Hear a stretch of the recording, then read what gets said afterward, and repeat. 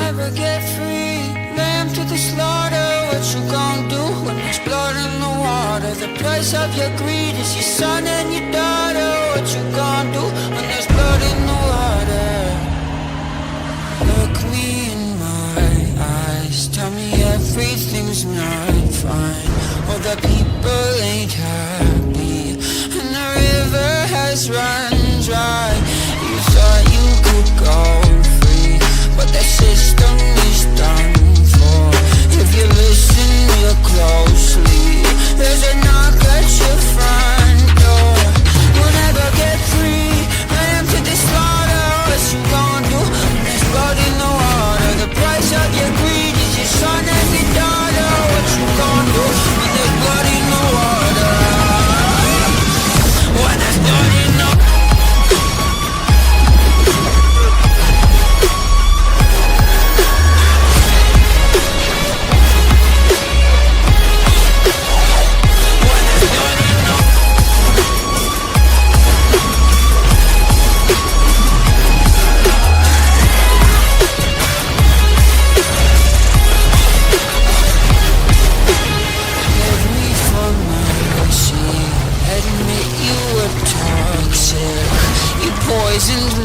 E aí galera, o meu nome é Invencível Teorias Insanas, e hoje trago para vocês a segunda parte de Se Eu Fosse para o Mundo de Tante no Yuosha, continuando de onde parou após eu escolher a Raptalha, e então o vendedor coloca aquele marca de escravo nela e então eu percebo que na minha tela aparece uma mensagem mostrando que agora Raptalha fazia parte do nosso grupo, e então com um sorriso o vendedor fala que agora era a hora do pagamento. Naofu me pergunta se eu tinha dinheiro, então eu dou um sorriso e falo que eu tinha, mas eu querendo me exibir um pouco perguntaria para o vendedor se ele tinha alguma pedras. O vendedor não entendi, mas fala que do lado de fora tinha várias pedras no chão, então eu falo isso era ótimo. O vendedor e o Naofumi estavam sem entender nada, então nós quatro saímos da loja, onde eu começo a juntar várias pedras no chão. Naofumi: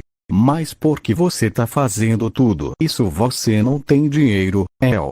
Como eu já disse, apenas fique olhando. Após eu falar isso eu me levanto e cruzo os braços e usando o poder da alquimia de Fullmetal Alchemist eu transformo aquela pilha de pedras em várias joias preciosas. Assim o Naofumi e o vendedor arregalam os olhos pelo que eu tinha feito. Vendedor: inacreditável, em todos os meus anos eu nunca vi uma magia que nem essa. Naofumi: mas que incrível, aquelas simples pedras se tornarão joias. Como você fez isso? Então com um sorriso no rosto eu falo para eles que aquilo não era magia, então eu explico a base da alquimia da lei da troca equivalente, mas eu falo que eu não usei a alquimia normal, o que eu usei foi o poder da pedra filosofal para criar as joias. Então os dois entendem mais ou menos a minha explicação.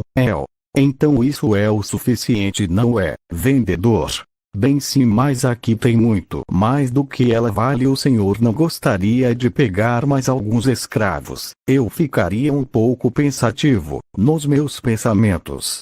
Bem, eu vou deixar o Naofumi ficar com a Raptalha e deixar a história seguir. Enquanto isso acho que teria que ir atrás de monstros muito mais fortes por causa dos efeitos da minha habilidade Gula, e então nós fechamos um acordo. Assim eu compro mais uns 4 escravos e assim deixamos a loja e logo em seguida vamos até uma floresta onde tinha vários monstros. Porém o Zéu já estava começando a sentir os efeitos da minha habilidade, então eu falo para todos ali que aqueles monstros eram meus. Então usando a minha espada eu vou matando vários monstros pelo caminho. Os escravos junto da Raptalha criança também estavam ajudando, e assim passarmos mais de 4 horas matando monstros, e no final do dia a gente monta o acampamento e gente tava comendo uma carne de javali que eu tinha caçado, e então a Raptalha começa a tossir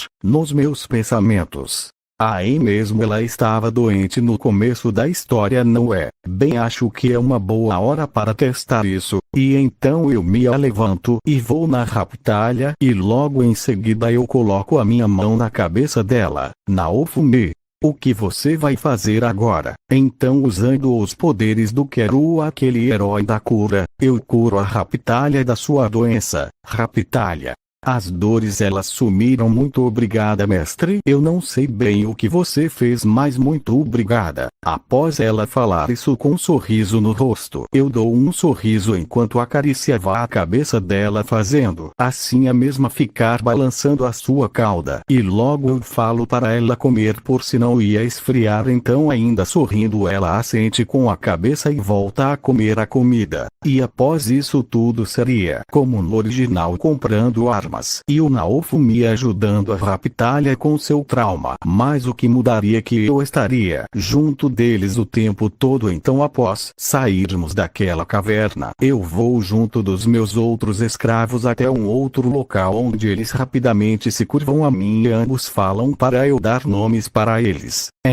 Mas vocês não têm nomes. Um deles falam que os nomes que eles tinham não eram dignos da minha grandeza. Nos meus pensamentos, acho que depois de tudo que eu fiz e mostrei para eles, eu acho que eles me veem como uma espécie de deus, talvez droga. E agora? E então, após pensar muito, eu falo os nomes de cada um. Primeiro seria o Kyoha, o segundo seria eu daria o nome de Grimjovo por causa da sua aparência de leopardo. A terceira eu daria o nome de Alibel por conta do seu cabelo loiro e seus olhos azuis. E após eu dar o nome para ela, a mesma pula em cima de mim, colando os seus balões no meu rosto enquanto falava com uma voz alegre que estava muito feliz. E então ela sai de cima de mim. E por último eu falo que o nome do último cara seria o de Noitora por conta que ele tinha um estranho sorriso que me lembrava ele. E assim nos voltamos para perto do Naofumi e da Rapitalha. E então no dia seguinte nós iríamos até o vendedor de armas. Chegando na loja eu veria várias armas. Então o vendedor pergunta se eu estaria procurando algo em específico. Eu falo que sim, mas era para os meus companheiros. E rapidamente coloca várias armas e armaduras na mesa, onde todos começam a colocar as armaduras e as armas. O Naofumi tava com aquela armadura bárbara do original e a Rapitalha a mesma coisa, enquanto aos outros eles estavam com roupas mágicas leves e cada um tinha as mesmas espadas de Gleash. E então, após compramos os equipamentos, sairmos da loja. Galera, só para avisar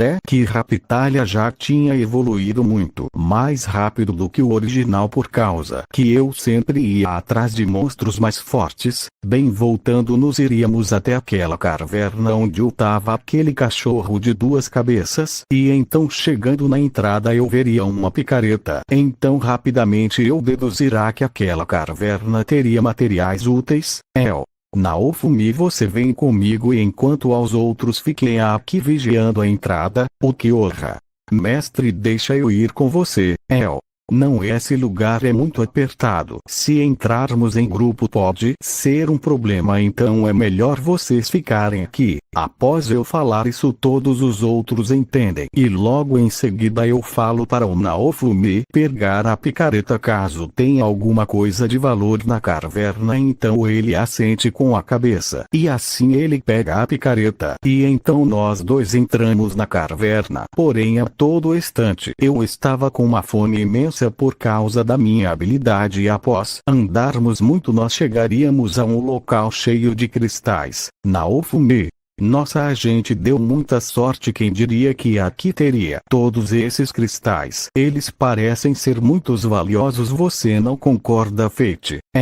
Sim, de fato eles parecem ser bastante valiosos. Naofumi, ainda bem que temos essa picareta. Após ele falar isso, ele vai muito empolgado para começar a pegar os cristais. Porém eu estava com os olhos fechados no fundo daquele lugar. Nos meus pensamentos, eu sinto algo se aproximando.